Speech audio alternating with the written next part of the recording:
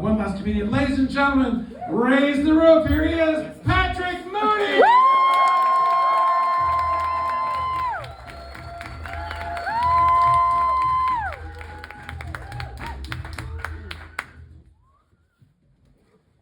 So I'm Irish Catholic.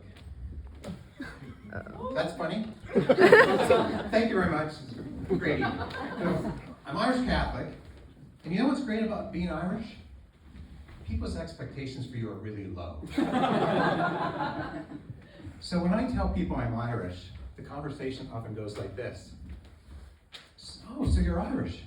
Are you depressed Irish or alcoholic Irish? Well, yes.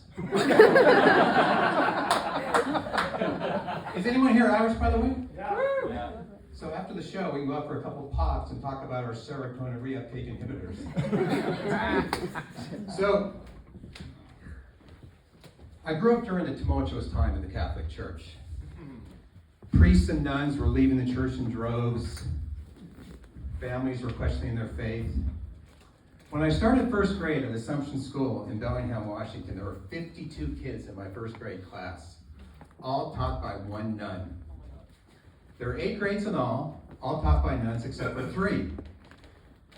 We had Mrs. Ruley, Mrs. Jolly, and Mrs. Mighton, the 3 lay teachers. They had been there since the school opened, which was in 1912. Actually, it's more than that. I have it on good authority that all 3 of them had personally witnessed the resurrection of Christ. You know why I know that? Because when they talked about the level of detail was uncanny. So the stone over the tomb had a little bit of moss in the upper left-hand corner. When Jesus came out, he tripped over the foot of one of the Roman soldiers. You wouldn't know that if you hadn't been there. The main thing is, though, they were incredibly devoted to the school. But let me just back to first grade. So our teacher was Sister Rosario. Like all the nuns in the school, she believed all kids were evil. So her philosophy was to paddle first and ask questions later. She would paddle several kids every day just to keep in practice. Now, as I said, it was a tumultuous time in the Catholic Church.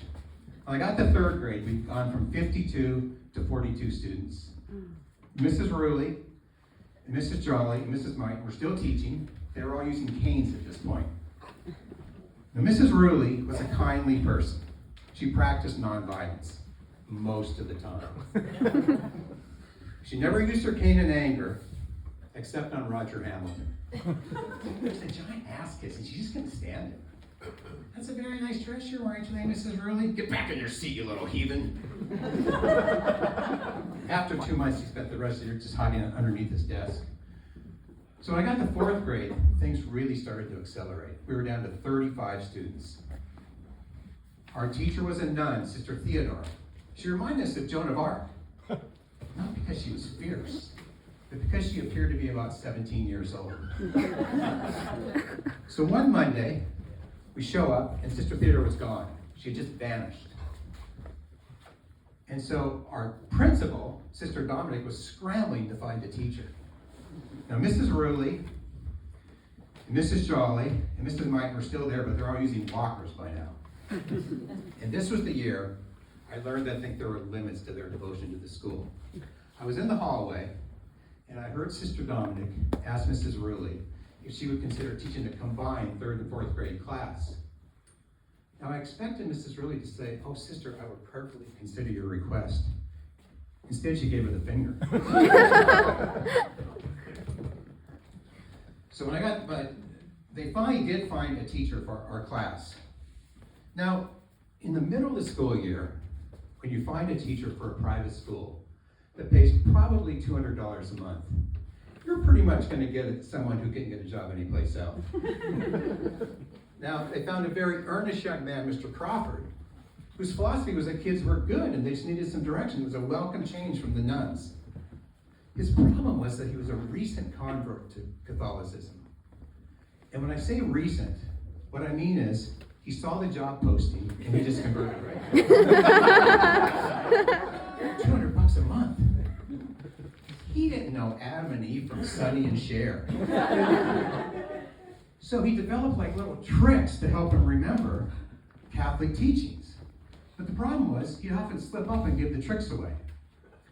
Okay, class, we're going to talk about the Holy Trinity. It's the Father, and the Son, and Casper the Ghost. In the book of Matthew, it said Jesus fed 5,000 with 5 loaves of bread and some smoked salmon. Now, by the time I got to 6th grade, we were down to 25 students. Mrs. Rowley, Mrs. Jolly, and Mrs. Mike were still teaching, but they had those little 3-wheeled carts you see older people use, which was fine, except they couldn't see that well. So we were constantly having to jump out of the way in the hallway as they were going back and forth. I know what you're thinking, the guy's a bum leg, you couldn't jump, his life depended on it. So this was the year the Catholic Church decided we should learn the facts of life. Now, at that time, sex ed in the Catholic Church tended to be a little indirect. So Mrs. Martin talked about planting a seed and fertilizing it and watching it grow. We didn't know what she was talking about. But we were pretty sure we wanted to go into farming. This is embarrassing to admit, but to this day, I blush whenever I see a John Deere tractor. Now, by the time I got to 8th grade, things had really changed. We were down to 12 students. Mrs. Rowley, Mrs. Jolly, and Mrs. Mike were still teaching, but they're all in hospice care at this point.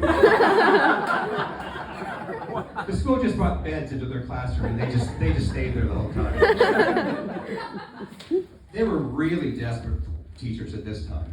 Our teacher, Mr. Morton, was an ex-con.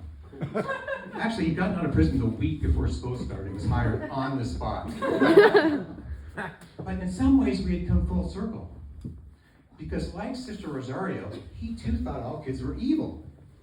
The difference was, he didn't think this was a bad thing. He thought it was something to be nurtured. It was a nice change. The thing is, I didn't learn a whole lot about math that year, but I could make a really good shank. Thank you very much.